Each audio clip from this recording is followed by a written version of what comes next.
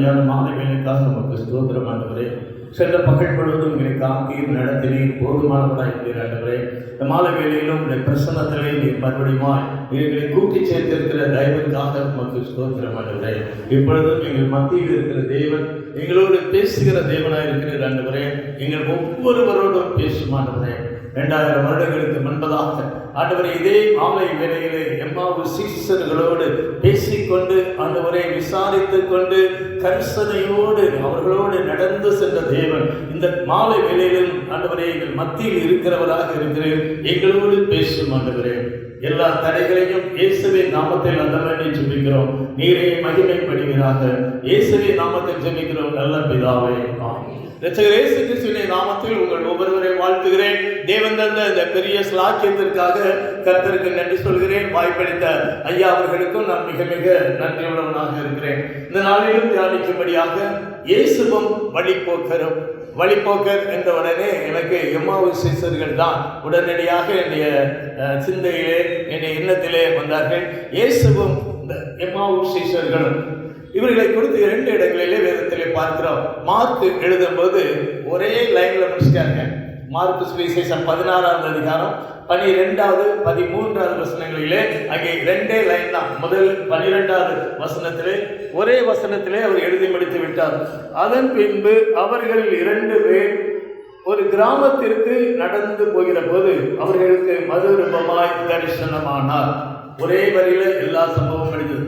ஆனால் லூக்கா சுவிசேஷத்திலே விரிவாக அங்கே எழுதப்பட்டதை குறித்து பார்க்கிறோம். 24வது அதிகாரத்திலே 13வது வசனத்தில் இருந்து 35வது வசனம், கிட்டத்தட்ட 23 வசனங்கள். மார்க்ல ஒரே லைன் ஒரே வரியில முடிஞ்சது. ஆனா லூக்கால பாத்தீங்கன்னா 22 வசனங்கள் இந்த வழிபோக்கரை குறித்தும் ஆண்டவரை குறித்தும் எழுதப்பட்டிருக்கிறது குறித்து பார்க்கலாம். நமக்கு எல்லாருக்கும் தெரியும், இயேசு அவர்களோடு கடந்து சென்றார், இயேசு நடந்து சென்றார், விசாரித்துக் கொண்டே சென்றார். என்ன இவ்வளவு தூரம் போயும் இயேசுவை தெரியாம இருக்காங்களே அப்படின்னு நமக்கு எல்லாருக்கும் தெரியும். ஏனென்று ஒரு கேள்வி கூட உண்டு. பழைய ஏற்பாட்டிலே கூட ஆபிரகாம் தன்னை தேடி வந்த தேவனை அறியாதிருந்தான். ஆதியாகமத்தின் புஸ்தகம் அங்கே 18வது அதிகாரத்திலே முதல் வசனத்திலே பார்க்கிறோம். வாசிக்க வேண்டாம். ஆதியாகமம் 18:1 3 பேர் அந்த ஆபிரகாமை தேடி நடு உச்சி வேளையிலே அவர்கள் தேடி வந்தார்கள். அதிலே ஒருவர் தேவனாய் இருந்தார். ஆனாலும் ஆபிரகாமுக்கு அவர் தேவன் என்று அவருக்கு தெரியாது. யாக்கோபு பெனியேலிலே அவன் போராடுகிறான். தேவனோடு போராடி மேற்கொள்கிற அங்க யாக்கோபை குறித்து பார்க்கிறோம். அவனுக்கு அவர் யார் என்று தெரியாது. அவர் கேட்டார், உன் பேர் என்ன? யாக்கோபு. இவனும் திருப்பி கேட்கான், உம்முடைய நாமம் என்ன? நீ என் நாமத்தை கேட்பானேன் என்ற நாமத்தை சொல்லவில்லை. அவனுக்கு தெரியாது நாம் தேவனோடு போராடினோம். ஆபிரகாமுக்கு தெரியாது நாம் உபசரித்துக் கொண்டிருப்பது, நம்மை தேடி வந்திருப்பது தேவன் என்று தெரியாது. யாக்கோபுக்கும் தெரியாது தான் போராடி கொண்டிருப்பது தேவன் என்று தெரியாது. யோசுவாவின் புஸ்தகத்திலே 5வது அதிகாரத்திலே 13 முதல் 15 வசனங்களிலே பார்ப்போம் என்று சொன்னால், இதோ ஒருவர் அவனுக்கு எதிரே நின்றார். உருவின பட்டயம் அவர் கையிலே இருந்தது. இங்கு தேவன் அவனுக்கு முன்பாக நின்றார். கால விழுகிறான். ஒரு தூதன் என்று சொன்னால் நானும் ஒரு தூதன் தான், காலில் விழாதன்னு சொல்லியிருப்பார். இது பரிசுத்த பூமி என்றெல்லாம் சொன்னார். யோசுவாவை தேடி தேவன் வந்தார். அந்த யோசுவாவுக்கும் தன் எதிரே பட்டயத்தை உருவி நிற்கிற, தனக்கு சார்பாக இருக்க, தன்னை உற்சாகப்படுத்த வந்திருக்கிற தேவனை குறித்து யோசுவாவுக்கும் தெரியாது. அதுக்கு அடுத்ததாக பேதுருவை குறித்து பார்க்கிறோம். யோவான் எழுதிய 21வது அதிகாரத்திலே அங்கே பேதுருவும் மற்ற அவருடைய ஒரு டீம், ஒரு குழுவாக யோவான் உட்பட அங்கே மீன் பிடிக்க போகிறார்கள். அப்பொழுதும் கரையிலே அவர் நின்றார் என்று பார்க்கிறோம். யோவான் எழுதிய சுவிசேஷம் 21வது அதிகாரம் 4வது வசனத்திலே, விடியற்காலமான போது இயேசு கரையிலே நின்றார். அவரை இயேசு என்று சீஷர்கள் அறியாதிருந்தார்கள். ஆபிரகாம் கடவுளை அறியலைன்னா பிரச்சனை இல்லை. யாக்கோபு கடவுளை அறியவில்லை என்றால் பிரச்சனை இல்லை. யோசுவா அந்த தேவனை அறியவில்லை என்றால் அது கூட அவ்வளவு பெரிய காரியம் இல்லை. ஆனால் 3 வருஷம் கூடவே இருந்தவங்க அந்த வாய்ஸை கேட்டு கண்டுபிடிச்சிருக்கலாமே. நம்ம இந்த காலையில நம்ம சொந்தக்காரங்களை வந்திருக்காங்க, காலையில ஒருத்தர் தேடி வந்திருக்கிறாருன்னா கண்டுபிடிச்சிருக்கலாமே. பிள்ளைகளே கூப்பிட்டாரு. அதை விட யாருங்க கூப்பிடுவார்?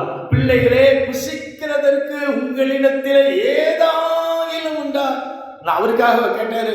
நம்மை குறித்து இந்த காலை வேளையில விடிய காலமான போது ஒண்ணுமே இல்லைன்னு தெரியும், விசாரிக்கிறவரை கர்த்தர் என்று அறியாதிருந்தார்கள். அடுத்ததாக மகதலேனா மரியாதை குறித்து பார்க்கிறோம். காலை வேளையிலே இயேசுவின் சரீரத்தை தேடி வந்திருக்கிறார். எப்படி ஆகிலும் அந்த சரீரத்திற்கு நாம் இன்னும் மரியாதை செலுத்த வேண்டும், இன்னும் நாம் மகிமையை செலுத்த வேண்டும் என்று சொல்லி ஒரு பெரிய அன்போடு கூட அர்ப்பணிப்போடு கூட அங்கே காலை வேளையை வந்திருக்கிறது குறித்து பார்க்கிறோம். 20வது அதிகாரம், யோவான் எழுதிய சுவிசேஷம் 20வது அதிகாரம் 14வது வசனம். இயேசு நிற்கிறதை கண்டார், ஆனாலும் அவரை அறியாதிருந்தார். பக்கத்துல தான் இயேசு இருக்கிறார், பின்னால்தான் இருக்கிறார். ஏன் அழுகிறார் என்று கேட்கிறார். அந்த குரலினால் கூட கண்டுபிடிக்க முடியவில்லை. ஏன் அழுகிறாய்? இந்த காலை வேளையிலே, இந்த விடியற்கால வேளையிலே, இந்த கல்லறை அருகிலே என்னை ஒரு ஏன் அழுகிறாய் என்று விசாரிக்க கூடுமானால் அது என்னுடைய நேசராக இருக்க, என்னுடைய தேவனாக இருக்க வேண்டும். ஆனா மரியாதை ஒரு வார்த்தை தாங்க, பெயர் சொன்ன மாத்திரத்திலே, பெயர் இல்லைங்க, அந்த சொன்ன எப்படி சொல்லி இருப்பாருன்னு நினைக்கிறீங்க? இன்னைக்கு பேர் சொல்லி கூப்பிடுறதுனா வேற, ஒரே பேர் சொன்னா 2 பேர் வந்து நிற்பாங்க. மரியாதை என்று சொல்லி அங்கே ஆண்டவர் உருக்கமாக சொன்னாங்க. அவ்வளவுதாங்க, ரபுனி என்னையா கூப்பிட்டீங்கிற கேள்வியே கிடையாது. அங்கே ஆண்டவரை அறியாதிருந்ததை குறித்து பார்க்கிறோம். இவங்க எல்லாம் இருக்கும்போது ஆபிரகாம், யாக்கோபு, யோசுவா, இன்னும் பேதுருவும் அவங்களுடைய டீமும், மகதலேனா மரியாள், இவங்க எல்லாம் இருக்கும்போது எம்மாவு சீசருக்கு மாத்துறாங்க. ஏன் இவர்களுக்கு அவர்கள் போகும்போது பார்த்தீங்கன்னா லூக்கா 24:14 ஒருவரோடு ஒருவர் பேசிக்கொண்டார்கள். 2 பேர் போறாங்க, எம்மாவு ஊருக்கு போறாங்க. 7 அல்லது 8 மைல், கிட்டத்தட்ட 12 கிலோமீட்டர் தூரம் இருக்கும். அப்படி எருசலேமிலிருந்து போகிறார்கள். நம்பிக்கையற்றவர்களாக போகிறாங்க, கவலையோடு போறாங்க. 2 பேருக்கும் ஒரே பிரச்சனை தான், என் மாஸ்டரை காணோம், என் மாஸ்டரையும் காணோம், அவருடைய சரீரம் கூட இல்லை. கவலையோடு கலக்கத்தோடு போறாங்க. அவங்க செய்த பெரிய நல்ல காரியம், அவர்கள் பேசிக்கொண்டு சென்றார்கள். ஒரு புக்கில் வாசித்தேன், ஒரு அமெரிக்காக்காரர் இருந்தார், இங்கிலாந்துக்காரனோடு கூட நீங்க உலகம் முழுவதையும் ஒரே கேரத்தில் உட்கார்ந்து சுத்தி போனாலும், அவங்க கூடயே உட்கார்ந்து ஒரே ட்ரெயின்ல ஒரே பக்கத்தில் உட்கார்ந்து பேசி பக்கத்திலே உட்கார்ந்து நீங்கள் பிரயாணம் பண்ணினாலும் அந்த இங்கிலீஷ் மேன் உங்களை ஹலோன்னு ஒரு வார்த்தை கூட கேட்காம இருக்கலாம். தான் உண்டு, தன்னுடைய வேலை உண்டு இருப்பாங்க, பேசவே மாட்டாங்க. இப்பொழுதும் அப்படிதான். ட்ரெயினில் போனாலும் சரி, பஸ்ஸில் போனாலும் சரி, எங்கே பார்த்தாலும் சரி, எதுக்கு வந்தாலும் சாமானியமா என்னன்னு கண்டுக்கிடவே மாட்டாங்க. ஒரு வேளை அப்படி ரொம்ப பேசணும்னு நினைச்சா மைண்ட் அப்படிமாங்க, ஹலோ, அதோட சரி. அதுக்கு மேலே நீங்கள் யாரு என்ன ஏது அந்த இதுவே இருக்காது. நீங்கள் எப்படி இருக்கீங்கன்னு கேட்க மாட்டாங்க. ஆனால் அவர்கள் ஒருவரோடு ஒருவர் பேசிக்கொண்டார்கள். வேதம் சொல்கிறது, கர்த்தருக்கு பயந்தவர்கள் ஒருவரோடு ஒருவர் பேசிக்கொள்வார்கள். ஆலயத்துக்கு நம்ம வர்றோம், பக்கத்தில் உள்ளவங்களோட விசாரிக்கணும், எங்கே இருக்கீங்க, எப்படி இருக்கீங்க, நல்லா இருக்கீங்களா? நமக்கு தெரியும் அவங்க யாருக்கு, அவங்க வீட்டில் யாராவது சுகம் இல்லாமல் இருக்கலாம், ஒரு தேவைகள் இருக்கலாம். இப்போ எப்படி இருக்காங்க, அன்னைக்கு சொன்னீங்களே, அன்னைக்கு சாட்சி சொன்னீங்க நல்லா இருந்தது, இப்போ எப்படி இருக்காங்க? ஒருவரை ஒருவர், அதுதாங்க சபை, ஒருவரை ஒருவர் விசாரிக்கிறது, ஒருவரை ஒருவர் கனிவோடு பரிவோடு பேசுகிறது. இந்த 2 சீசர்களும் செய்த நல்ல காரியம், ஒருவரோடு ஒருவர் பேசிக்கொண்டார்கள். வேதம் சொல்கிறது 17வது வசனத்திலே, அவர்கள் துக்கம் உள்ளவர்களாக பேசிக்கொண்டார்கள். இருவரும் தன்னுடைய துக்கத்தை பகிர்ந்து கொண்டு அவங்க பேசிக்கொண்டே போகிறார்கள். அதற்கு காரணம் என்ன என்று சொன்னால், அவர்களுடைய துக்கத்திற்கு 3 காரணங்கள். 1, இயேசுவின் மரணம். அவங்க நினைச்சே பார்க்கல இயேசு இப்படி மரிப்பார் என்று. 2வதாக இயேசுடைய சரீரத்தையும் காணும். சரி, சரீரமாக இருக்குன்னா பரவாயில்ல, அதுவும் கல்லறையில் அங்கே சரீரமும் இல்லை. 3வதாக அவங்களுடைய பெரிய நம்பிக்கை என்றால், அவங்க ஆண்டவர்கிட்டே சொல்றாங்கல்ல, அவருக்கு மேசியா, அவர் தான் இஸ்ரவேலை மீட்டு ரட்சிப்பார் என்று நாங்கள் நம்பி இருந்தோம். அவர்களுடைய பார்வையிலே இயேசு ஒரு பெரிய ரிலீஜியஸ் லீடராக, ஒரு மிலிட்டரி லீடராக, ஒரு தாவீதை போல அவர் அவர்களை ரோம சாம்ராஜ்யத்திலிருந்து மீட்டெடுப்பார் என்று நம்பிக்கையோடு இருந்தார். அவங்களுடைய பார்வையெல்லாம் மிலிட்டரி லீடராக, ஒரு பெரிய அத்தாரிட்டி லீடராக அவர்கள் எதிர்பார்த்து கொண்டே இருந்தார்கள். அப்படி என்றால் அவங்க நினைச்சது, அவர் கிறிஸ்து இவ்வளவு பாடுபடுவார்கள் அவங்க நினைக்கவே இல்லை. அவருடைய முழு எல்லா நம்பிக்கையும் அவர் மெசியா. ஆனால் அவர் எப்படி பாடெல்லாம் பட மாட்டாரு, பாடுபடக்கூடாது. பாருங்க, ஞாயிற்றுக்கிழமை அப்படி குருத்தோலை ஞாயிறு, அந்த குருத்தோலை ஓசன்னா ஓசன்னா ஓசன்னா தான் ராஜாவை அப்படியே அவங்க தான் கூட்டு வந்தாங்க. அதே ஓசனா தான் சிலுவையில் அறையும் சிலுவையில் அறையும். பாருங்க, அப்படிப்பட்ட ஓசனாவுக்கும் சிலுவையில் அறையும் பெரிய ஒரு வித்தியாசம் உண்டு. அவர்கள் இவர்களை மெசியாவாக இயேசுவை அவர்கள் ஏற்றுக்கொள்ளவே இல்லை. அதற்கு காரணம் என்ன என்று சொன்னால் 3 காரணம் துக்கத்திற்கு. 1, இயேசுவின் மரணம். 2வதாக சரீரமும் இல்லை. 3வதாக அவர் இஸ்ரவேலை மீட்டு ரட்சிப்பார் என்று நம்பி இருந்தோம், அவரே மரித்து விட்டார். அது சிலுவையிலே மரித்தார். இதற்கு என்ன காரணம் என்று சொன்னால் அவர்களுடைய அவிசுவாசம். இயேசுவே சொன்னார் 25வது வசனத்திலே, விசுவாசிக்கிறதற்கு புத்தி இல்லாதவர்களாக இருந்தார்கள். அவர்களுக்கு விசுவாசம் இல்லை.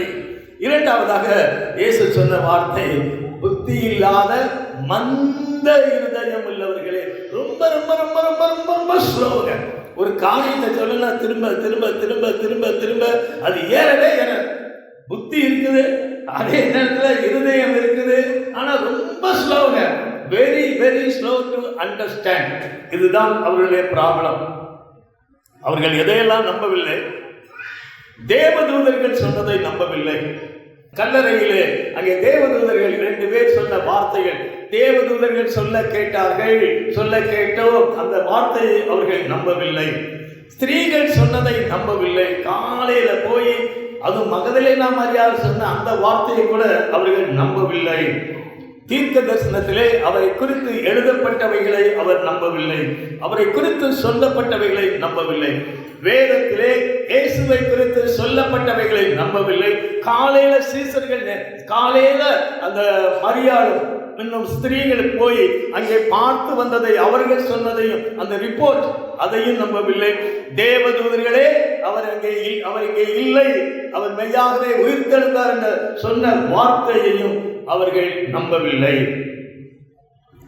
இப்படிப்பட்ட நம்பிக்கையற்ற, கவலையோடு, மந்த புத்தியோடு, சோர்வோடு கூட எருசலேமிலிருந்து திரும்பி செல்கிறார்கள். எருசலேமிலே இருக்க வேண்டியவர்கள், எருசலேமிலே சீசர்களோடு தங்க வேண்டியவர்கள், எருசலேமிலேயே தங்கி இருக்க வேண்டியவர்கள் எல்லாவற்றையும் விட்டுவிட்டு நம்பிக்கை அற்றவர்களாய் இனி முடிந்தது, இனி அவ்வளவுதான் என்று அவர்கள் எம்மாவூருக்கு சென்று கொண்டிருக்கிறார்கள். இவர்கள் கர்த்தரை அறியாதிருந்தார்கள், ஆனால் கர்த்தரோ அவர்களை அறிந்திருந்தார். இவர்களுக்கு இயேசுவை அறியாதிருந்தார்கள், ஆனால் இயேசு இவர்களை அறிந்திருந்தார். சீசர்கள் அந்த பூட்டிய அறையிலே 2 தடவை கதவை பூட்டிட்டு உட்கார்ந்து இருந்தாங்களே. இயேசுவுக்கு தெரியாதா? எங்க போய் விசாரிச்சுட்டு வந்தாரு. சீசர் எல்லாம் எங்க இருக்காங்க, ஆள் எங்க இருக்காங்க தேடி வந்தாரு. டைரக்டாக வந்தாருங்க. கதவு பூட்டப்பட்டு இருக்கையிலே உள்ளே வந்தார். இயேசுவோ இவர்களை அறிந்திருந்தார். பேதுரு மறுபடியும் மீன் பிடிக்க போயாச்சு. கூட ஒரு செட்டோட சேர்ந்து 7 பேர் போனாங்க. இயேசுவோ அதிகாலையிலே அங்கே போய் நின்றாங்க. அவர்களை அறிந்திருந்தார். தோமா இல்லாததை தேவன் அறிந்திருந்தார். எம்மாவு சீசர்கள் கவலையோடு கலக்கத்தோடு சென்று கொண்டிருப்பதை இயேசு அறிந்திருந்தார். மகதலேனா மரியாள் கண் கலங்கி உள்ளமெல்லாம் உடைந்து இயேசுவை காண முடியாமல் தவித்துக் கொண்டிருப்பதை இயேசு அறிந்திருந்தார்கள். அறிந்திருக்கிற இயேசு அவர்களை தேடி வருகிறதை குறித்து பார்க்கிறோம். அவர் அன்போடு கூட, வாஞ்சையோடு கூட வந்தார். நான் இவ்வளவு பிரயாசப்பட்டனே, இவ்வளவு இவர்களுக்காக கூட இருந்து கற்றுக் கொடுத்தனே, இவங்கெல்லாம் ஓடி போயிட்டாங்களே என்று ஆண்டவர் கவலைப்படவில்லை. அருமையான ஒரு வசனம் என்று சகரியாவின் புஸ்தகம் வாசிக்கலாம். 13வது அதிகாரம் 7வது வசனம். மேய்ப்பனை வெட்டு, ஆடுகள் சிதறி போகும். அது ஒண்ணு மீன் பிடிக்க போகும், அது ஒண்ணு எம்மாவூருக்கு போகும், அது கல்றையில ஒருத்தர் அழுதுகிட்டு இருப்பாங்க, கதவே 2 பூட்டிக்கிட்டு உள்ள இருப்பாங்க, அதிலே ஒருத்தர் ஆப்சண்டா கூட இருப்பாங்க. சிதறி போய் இருக்கிறார்கள். ஆடுகள் சிதறி போயிருக்கிறது. மேய்ப்பனை விட்டு வெட்டு, ஆடுகள் சிதறி போகும். ஆனாலும் என் கரத்தை திரும்ப அவர்கள் மேல் வைப்பேன். ஆனாலும் என் ஆடுகளை தேடி செல்வேன், என் ஆடுகளை நான் தேடி செல்வேன், என் கரத்தை அவர்கள் மேல் வைப்பேன், என் அன்பின் கரத்தை அவர்கள் மேல் வைப்பேன், என் அரவணைக்கும் கரத்தை அவர்கள் மேல் வைப்பேன். நான் அவர்களை சேர்த்துக் கொள்வேன். அவர்கள் என்னை அறியாதிருக்கலாம், but I know, ஆனால் நான் அவர்களை அறிந்திருக்கிறேன். அவர்கள் ஓடி போயிருக்கலாம், சிதறி போயிருக்கலாம், மேய்ப்பனாகிய நான் அவர்களை தேடி செல்வேன். நம்ம ஆண்டவரை விட்டு எவ்வளவு தூரம் விலகி போயிருக்கிறோம், எத்தனையோ தூரம் விலகி போயிருக்கிறோம், காரணம் இல்லாமல் விலகி போயிருப்போம், ஒரு காரணமும் இல்லாமல் ஆண்டவரை விட்டு ஓடி போயிருப்போம். ஆனாலும் திரும்ப திரும்ப திரும்ப தேவன் நம்மை கரத்தை வைக்கிறாரே, நம்மை அரவணைக்கிறாரே, நம்மை கூட்டி சேர்த்துக் கொள்கிறாரே, நம்மை அன்பின் கரத்தினாலே அவர் நம்மை அரவணைத்துக் கொள்கிற தேவனாகவே இருக்கிறார். மனுஷரை கட்டி இழுக்கிற அன்பின் கயிறுகளால் அவர் இழுக்கிறவராகவே இருக்கிறார். இயேசு இங்கே தேடி வந்தார், வாஞ்சையோடு கூட வந்தார். அவர் தன்னுடைய ஆடுகளை தேடி வந்தார். மாத்திரமல்ல, அவர்களோடு பல மைல்கள், கிட்டத்தட்ட 10-12 கிலோமீட்டர் அவர்களோடு நடந்து சென்றதை குறித்து பார்க்கிறோம். அவர் நினைச்சா பவுலுக்கு தரிசனமான போல எவ்வளவு நேரம் ஆச்சுங்க? வித்தின் fraction of seconds நான் தான் இயேசு, உடனே தரிசனம் கொடுத்திருக்கலாமே. ஆனால் மகதலேனா மரியாளுக்கு உடனே தரிசனம் கொடுத்தாரு. ஆனால் இங்கே பார்க்கிறோம், அவர்களோடு நடந்து போனார். இவர்கள் வழிபோக்கர்களாக அந்த எம்மாவூருக்கு செல்லும் போது அவரும் அவர்களை போல வழிபோக்கராக அவர் வந்தார். இயேசுவை பாருங்க, தேவனை பாருங்க. ஆபிரகாம் அங்கே அவன் ஒரு கூடாரவாசியா இருக்கிறான். அந்த இடத்துல வழிபோக்கரை போல அவர்கள் வந்தார்கள். அந்த 3 பேர் பார்த்தீங்கன்னா ஆபிரகாமத்தில் வந்த உடனே பெரிய வல்லமையோடு பெரிய ஒரு இதாக பண்ணவில்லை, சிம்பிளாக அங்கே ஏதோ ஒரு வழிபோக்கரை போல அங்கே வந்ததை குறித்து பார்க்கிறோம். யாக்கோபு எப்பொழுதும் போராடுகிற ஒரு மனிதன், ஆசீர்வாதம் ஆசீர்வாதம் ஆசீர்வாதம். அவனுக்கு ஒரு வெஷில் நல்ல மல்யுத்த வீரனை போலதான் ஆண்டவர் அங்கே வந்தார். யோசுவா ஒரு போர் வீரன், ஆகவே தான் பட்டயத்தோடு கூட வந்ததை குறித்து பார்க்கிறோம். ஆண்டவர் நம்மை போலதாங்க. மரியாளுக்கு பார்த்தீங்கன்னா அந்த தோட்டத்தில் ஒரு தோட்டக்காரரை போல அங்கே தோன்றினார். அப்படி மகிமையா வந்தோடனே அப்படி குளோரியா, அவருக்கு இல்லாத மகிமையாங்க. அது உயிர்த்தெழுந்த ஆண்டவருங்க, கர்த்தராகிய இயேசு கிறிஸ்து. நசரேயனாகிய இயேசு கிறிஸ்து அல்ல, கர்த்தராகிய இயேசு கிறிஸ்து. அங்கே பார்த்தீங்கன்னா அவர்களும் பிள்ளைகள் மாம்சத்தையும் இரத்தத்தையும் உடையவர்களாக இருக்க அவர்களும் நம்மை போல. ஆனா இங்க எம்மாவு சீசர்ட்ட அவங்கள போலயே நடந்து வர, சகலத்தையும் அறிந்திருக்கிற தேவன் அறியாததை போல கேட்கிறார். அவங்க நினைக்கும் போதே தெரியும், பேசுறது இல்லை, என்ன பேச போறாங்கன்னு அவங்க நினைக்கும் போதே தெரியும். நினைவுகளை அறிந்திருக்கிற தேவன் இங்கே அவங்க பேசிட்டு போறத அவங்களோட கூட அவர் பேசிக்கொண்டு போயிடுவதை பார்க்கிறார். இயேசு அவர்களோடு பேசிக்கொண்டு போறார். நான் திரும்பவும் சொல்வேன், இன்னைக்கும் அடிக்கடி யூரோப்பு போயிட்டு வரோம். அங்கெல்லாம் பார்த்தீங்கன்னா வருவாங்க, எதுக்கு வருவாங்க, பஸ்ல உட்காந்துருப்பாங்க, ட்ரெயினில் உட்காந்துருப்பாங்க, ஒருத்தர் கூட நம்ம கூட பேச மாட்டாங்க. ஒரு வார்த்தை அப்படி பேசிட்டாங்கன்னா மொயின் ஹலோ அப்படின்னு தான், அதோட சரி. ஆனால் இங்கே இயேசு பாருங்க, இவர்களோடு அங்கே பேசிக்கொண்டு போகிறதை பார்க்கிறோம், விசாரித்து கொண்டு போகிறதை பார்க்கிறோம். அவங்க கவலையோடு பயத்தோடு அதுக்கு இருக்கும்போது அங்கே தன்னை குறித்து அவர் சொல்கிறதை குறித்து பார்க்கிறோம். நீங்க எதற்காக கவலைப்படுகிறீர்கள்? இந்த மாதிரி இயேசு என்று ஒருவர் இருந்தார், அவர் தான் எங்களை எல்லாம் ரட்சிப்பார் நினைச்சோம். ஆனால் அவரோ சிலுவையிலே மரித்து போனார். அவர் தான் இஸ்ரவேலரை ரட்சிப்பார் என்று நம்பி இருந்தோம். இப்பொழுது இங்க நம்பிக்கையெல்லாம் இல்லை, எல்லாமே அற்று போயிற்று. 22வது வசனத்தில் 23வது வசனத்தில் பார்க்கிறோம், எங்களை பிரமிக்க பண்ணினார்கள், தேவதூதரை தரிசித்தோம் என்று சொல்லி பிரமிக்க பண்ணினார்கள், ஆனாலும் அவர்களுக்கு நம்ப முடியவில்லை. 19வது வசனத்தில் இருக்கிறோம். 19 அவர் எவைகள் என்றார், அதற்கு அவர்கள் நசரேயனாகிய இயேசுவை குறித்தவைகளே. அவர் தேவனுக்கு முன்பாகவும் ஜனங்கள் எல்லாருக்கும் முன்பாகவும் செய்கையிலும் வாக்கிலும் வல்லமையுள்ள தீர்க்கதரிசியா இருந்தார். அவர் நல்ல தீர்க்கதரிசிங்க. என்ன சொன்னாரோ அதே போல பேசுவார், என்ன பேசுகிறாரோ அதே செய்வார். செய்கையிலும் வாக்கிலும் ஒன்று, செய்கையிலும் வாக்கிலும் வல்லமை ஒன்று சொன்னார். அவ்வளவுதான், அவ்வளவு பவர். ஒரு வார்த்தை சொன்னா போதுங்க, அவர் ஒரு காரியம் செஞ்சா போதும், அப்படி தொட்டா போதுங்க, குஷ்டரோகி பேரும் குஷ்டரோகம் குணமாயும். அவர் செய்கையிலும் வாக்கிலும் வல்லவராயிருந்தார். அதுக்கப்புறம் 21 அவரே இஸ்ரவேலை மீட்டு ரட்சிப்பவர் என்று நாங்கள் நம்பி இருந்தோம். நம்பிக்கையெல்லாம் பேசு, இதைத்தான் இயேசு அவர்களோட கூட கேட்டு வந்தார். நம்புகிறோம் அப்படிங்கிற வேற, நம்பி இருந்தோ. அப்பொழுதுதான் இயேசு தன்னை குறித்து அவர் சொல்ல ஆரம்பித்தார். 26வது வசனத்திலே, கிறிஸ்து இவ்விதமாய் பாடுபடவும் தமது மகிமையில் பிரவேசிக்கவும் வேண்டியதில்லையோ? அவர் தான் நம்பி இருந்தீங்களே, அவர் இப்படி மரித்தது தானே உங்களுக்கு பிடிக்கல, அவர் இப்படி மரித்ததுனால தானே உங்க நம்பிக்கை அற்று போயிட்டு. கிறிஸ்து பாடுபடவும், அதான் மெயின்ங்க, இவ்விதமாய் பாடுபடவும் தமது மகிமையில் பிரவேசிக்கவும் வேண்டியதில்லையோ? அவங்க நினைச்சாங்க மெசியானா அவருக்கு சஃபரிங்கே இருக்கக்கூடாது, மெசியானா பாட இருக்கக்கூடாது, மெசியானா ஒரு தாவீதை பார்க்கிலும் ஒரு பெரிய வல்லமை உள்ளவராக இருக்கணும், மிலிட்டரி பவர், பெரிய ராஜாவாக இருக்க வேண்டும், அப்படி அவர்கள் நினைத்தார்கள். ஆனால் இங்கே பார்க்கிறோம், அவர் பாடுபடவும் தமது மகிமையிலே பிரவேசிக்கவும் வேண்டியதில்லையோ? அவர்களுக்கு ஒரு, நான் மறுபடியும் சொல்வேன், அப்படியே தன்னை வெளிப்படுத்தி இருக்கலாம். நான் தான் இயேசு, நான் உயிரோடு வந்திருக்கிறேன் என்று அவர் வெளிப்படுத்தி இருக்கலாம். ஆனால் அவர்கள் அப்படி போகும்போது மோசேயில் இருந்து எல்லா தீர்க்கதரிசிகளும் சொன்ன வார்த்தைகளை அவர்களோடு அவர் பகிர்ந்து கொள்ள ஆரம்பித்தார். 27வது வசனம், லூக்கா 24:27, மோசே முதலிய சகல தீர்க்கதரிசிகளும் எழுதின வேத வாக்கியங்கள் எல்லாவற்றிலும் தம்மை குறித்து சொல்லியவைகளை அவர்களுக்கு விவரித்து காண்பித்தார். மோசே இருந்து சகல தீர்க்கதரிசிகளும் தம்மை குறித்து சொன்ன காரியங்கள், அதுக்காக நமக்கு ஒரு குமாரன் கொடுக்கப்பட்டார், கர்த்தத்துவம் அந்த வசனம்லாம் சொல்லல. ஆனால் பாடுகளை குறித்து அவர் சொன்னார். பாடுகளை குறித்து ஆதியாகமம் 3வது அதிகாரத்திலே பார்க்க முடியும். உன் வித்துக்கும் அவள் வித்துக்கும் பகை உண்டாக்குவே, அப்பொழுதே மோசையினால் எழுதப்பட்ட ஒரு வார்த்தை.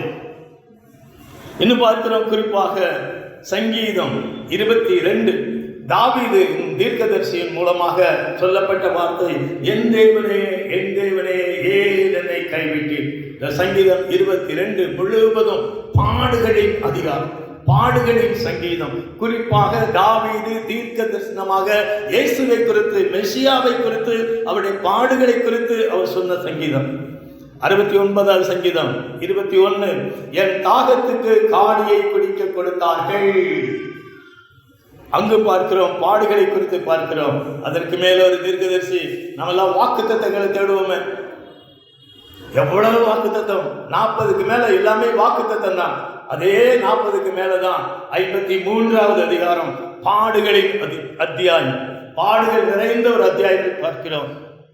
கிறிஸ்துவுடைய பாடுகள், அவர் எவ்விதமாய் பாடுபடுவார், எவ்விதமாய் அவமதிக்கப்படுவார், எவ்விதமாய் நொறுக்கப்படுவார், எவ்விதமாய் நம்முடைய பாடுகளை ஏற்றுக்கொள்வார், நம்முடைய பாவங்களை ஏற்றுக்கொள்வார், பாரங்களை ஏற்றுக்கொள்வார் என்று சொல்லி அங்கே ஏசாயா 53வது பார்க்கிறோம். ஆதியாகமத்திலே மோசே, பின்னர் தாவீது, இன்னும் அதற்கு அடுத்ததாக ஏசாயா, குறிப்பாக சகரியாவின் புஸ்தகத்திலே மற்றும் 3 இடங்களிலே பார்க்கிறோம். சகரியா 9:9, சீயோன் குமாரத்தியே மிகவும் கலிகூறு, இதோ உன் ராஜா உன்னிடத்தில் வருகிறார், அவர் நீதி உள்ளவரும் ரட்சிக்கிறவரும் தாழ்மை உள்ளவரும் கழுதையின் மேலும் கழுதை குட்டியாகிய மரியின் மேலும் அவர் ஏறி வருகிறவராயிருக்கிறார். அவர் தாழ்மை உள்ள ராஜா, அவர் பட்டயத்தோடு வருகிறவர் அல்ல, அவர் தாழ்மையாய் பாடுபட வந்து கொண்டு இருக்கிறார். சகரியாவின் புஸ்தகம் 12:10, அவர்கள் தாங்கள் குத்தின என்னை நோக்கி பார்த்து, மேசியா குத்தப்படுவார், ஈட்டியினாலே குத்தப்படுவார். 13:7 தான் நேரத்தை வாசித்தோம். மேற்பனை வெட்டு, அப்பொழுது ஆடுகள் சிதறிப்போ. இப்படியாக பாடுகள் நிறைந்த, பாடுகளை குறித்து சொல்லப்பட்டிருக்கிற வார்த்தைகளை அவர்களுக்கு சொல்லிக்கிட்டே வந்தாங்க. வாக்குத்தத்தம் எல்லாம் சொல்லல, பாடுகளை குறித்து சொன்னார். அவருக்கே இந்த பாடுகள்னா, அவரே பாடுகள் மூலம் கடந்து சென்றார்னா நமக்கும் பாடுகள் நிச்சயம். பாடுகள் கொண்டு நேற்று தினத்திலே ஒரு சகோதரி தினத்திலே கேட்டார், இந்த உபத்திரவம் பாடலாம் எவ்வளவு இருக்கும்? அது கடைசி வரைக்கும் இருக்கும். ஒவ்வொருவருக்கும் பாடுகள் வித்தியாசமா இருக்கும், கடைசி வரைக்கும். மரிக்கிற வரைக்கும், பாடுகளிலிருந்து இந்த உலகத்தில் இருக்கிற வரைக்கும் பாடுகள் உண்டுங்க. ஒவ்வொருவருக்கும் விதவிதமாக வித்தியாசமாக இருக்கலாம்.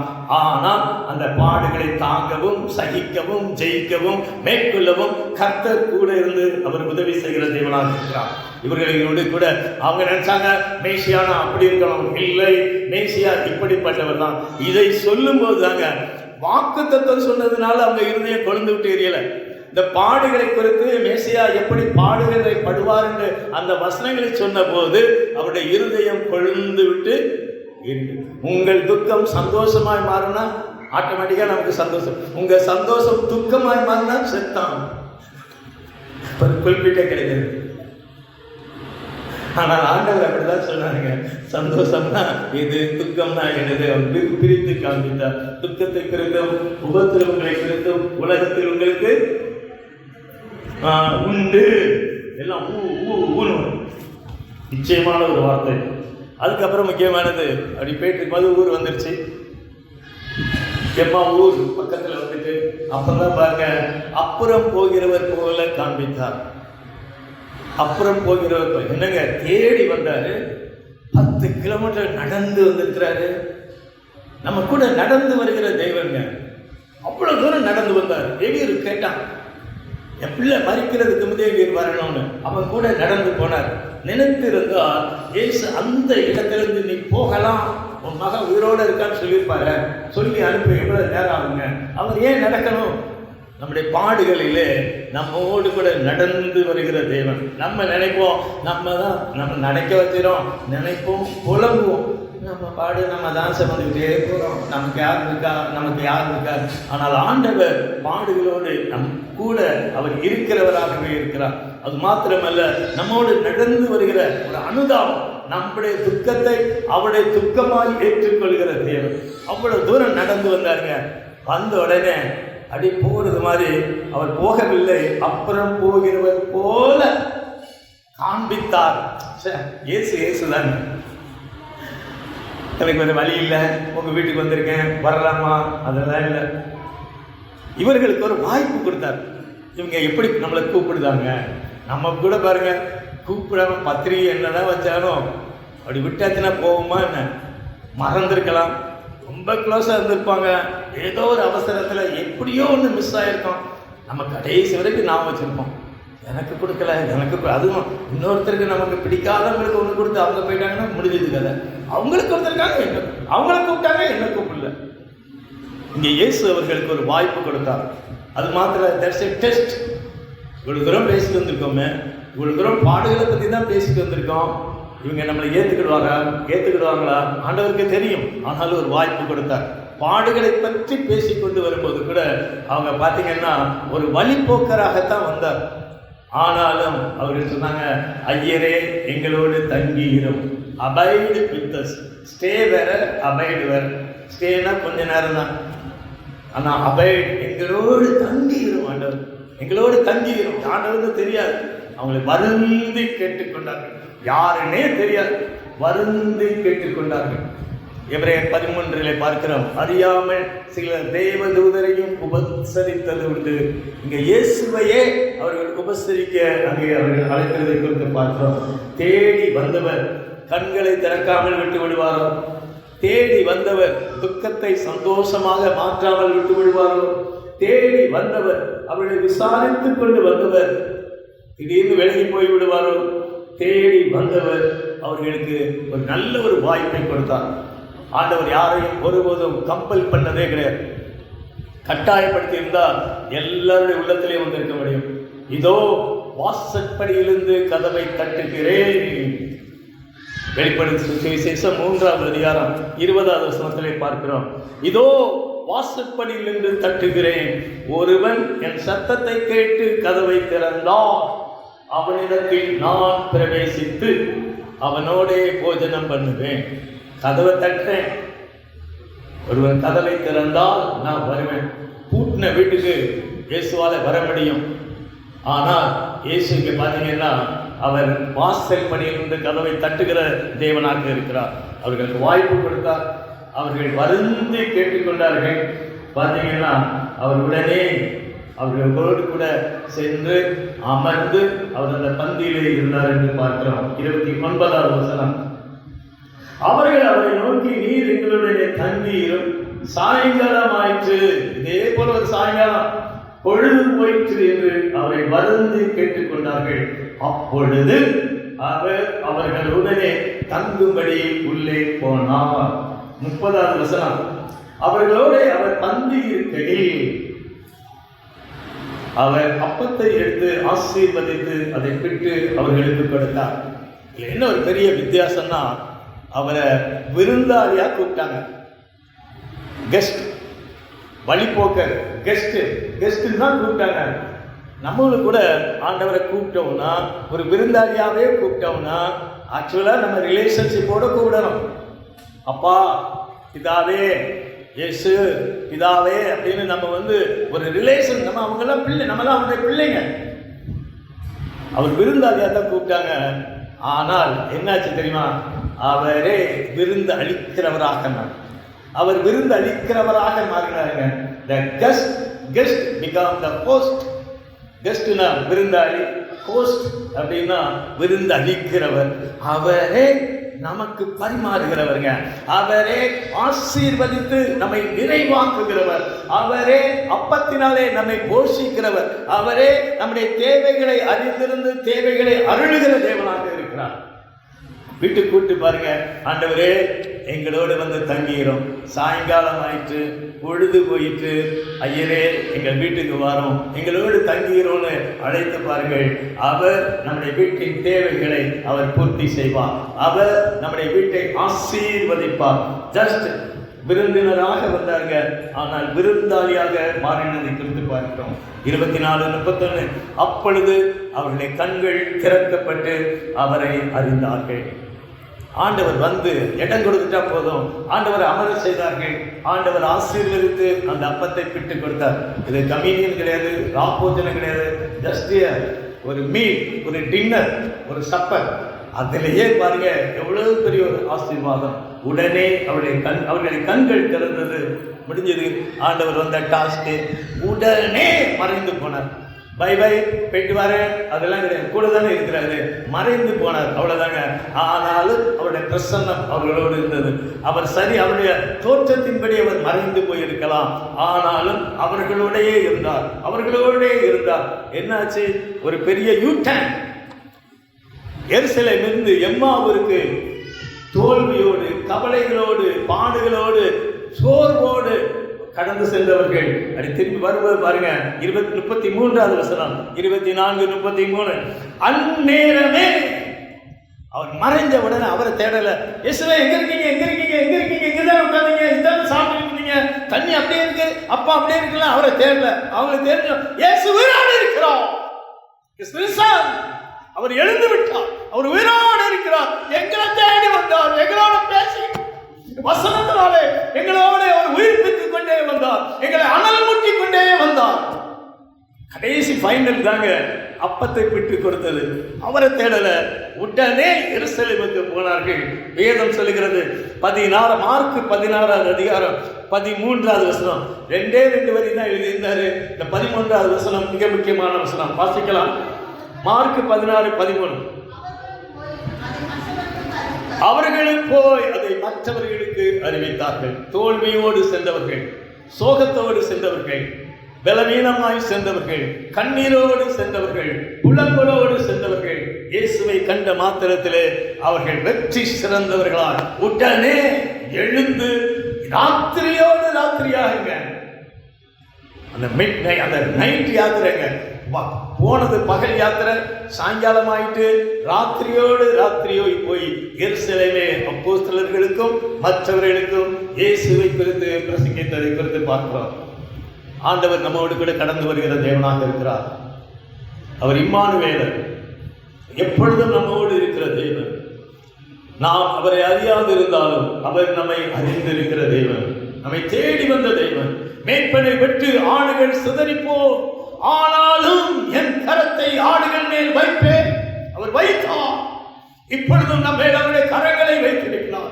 அவருடைய வல்லமையுள்ள கரங்களை, அவருடைய அன்பின் கரங்களை நம்மோடு நம் மேலே அவர் வைத்திருக்கிறார். நம்முடைய பிள்ளைகள் மேலே வைத்திருக்கிறார், நம்முடைய குடும்பத்தின் மேல் வைத்திருக்கிறார். அவர் அக்கறையுள்ள தேவனாக இருக்கிறார். தேடி சென்ற தேவன், பேதுருவை தேடி சென்ற தேவன், தோமாவை தேடி சென்ற தேவன், எம்மாவு சீசர்களை தேடி சென்ற தேவன், இன்றைக்கும் அவர் நம்மை தேடி வருகிற தேவனாய், நம்மை அரவணைத்துக் கொள்கிற தேவனாய் இருக்கிறார். நான் உன்னை விட்டு விலகுவதும் இல்லை, உன்னை கைவிடுவதும் இல்லை என்று சொல்ல உயிர் தெளிந்திருக்கிற தேவன் நம்மோடு இருந்து அவர் கிரியை செய்கிற தேவனாக இருக்கிறார். அவர் நம்மை குறித்து வைத்திருக்கிற சித்தம் அதை நிறைவேற்றும்படியால் அவர் நம்மோடு இருக்கிறவராக இருக்கிறார். இந்த எம்மாவு சீசர்களை கொண்டு அப்போஸ்தலர்களுக்கு இயேசு உயிரோடு இருக்கிறார் என்று சொல்லப்பட வேண்டும் என்று இந்த சீசர்களை அவர் பயன்படுத்தினார். இந்த மாலை வேளையிலும் அவர் நம்மையும் அவர் பயன்படுத்த விரும்புகிறார். நம்மையும் அவர் பணியிலே அவர் இணைக்க விரும்புகிறார். கண்களை மூடி ஆண்டவரை நோக்கி பார்க்கலாம். எங்கள் அன்பின் பரலோக பிதாவே, இந்த மாலை வேளைக்காய் உமக்கு ஸ்தோத்திரம். இந்த மாலை வேளையிலும் கர்த்தாவே எம்மாவு சீசர்களோடு பேசின தேவன் கர்த்தர் எங்களோடு இந்த மாலை வேளையில் எங்களோடு பேசினதற்காக உமக்கு ஸ்தோத்திரம் ஆண்டவரே. எங்கள் துக்கங்களை அறிந்திருக்கிற தேவன், எங்கள் பலவீனங்களை அறிந்திருக்கிற தேவன், எங்களுடைய அவிசுவாசங்களை அறிந்திருக்கிற தேவன், எங்களை மந்த புத்தியையும் மந்த இருதயத்தையும் அறிந்திருக்கிற தேவன், இருக்கிற விதமாகவே எங்களுடைய பலவீனங்களை அறிந்திருக்கிற தேவன், எங்கள் பலவீனங்களை மாற்றி உயிர்ப்பித்து புதுப்பித்து ஆண்டவரே எங்களை பலப்படுத்துகிற தயவுக்காய் உமக்கு ஸ்தோத்திரம். எங்களை மாற்றுகிற தயவுக்காய் உமக்கு ஸ்தோத்திரம் ஆண்டவரே.